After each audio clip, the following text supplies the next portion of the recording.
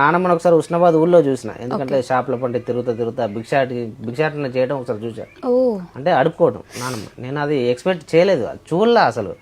అమ్మ ఇంటికాడ పనికి పోవడం, నానమ్మ ఈ పని చేయడం నాతో పాటు ఉండేది. ఒకసారి నానమ్మని అలా చూసిన తర్వాత నేను ఏమనలా, సైలెంట్గా ఇంటికి వెళ్ళిపోయినా. ఇంటికి వెళ్ళిపోయిన తర్వాత నాకు నేను ఆలోచించుకున్నా, ఇది వద్దుగా ఆలోచించడం, ఇలా నాకు అనవసరం అని చెప్పేసి అని.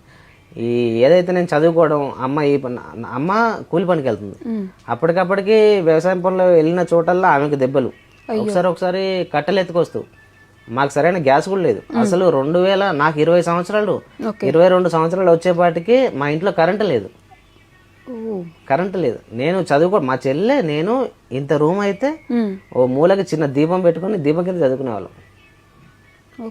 అప్పటిదాకా కరెంట్ లేదు. కరెంట్ 2000 నాకు 22-23 సంవత్సరాలు వచ్చేవరకు ఇంట్లో కరెంట్ లేదు. ఊరంతా కరెంటు. ఒక కరెంట్ లేని ఇల్లు అంటే ఊళ్ళో మా ఒకటి. మీ నాన్నమ్మ ఎందుకు అంటే భిక్షాటన ఎందుకు చేసేవారు? ఆమెకు పని చేతనకపోయేది, చేయలేదు. ఏం పని చేసిద్ది ఆమె?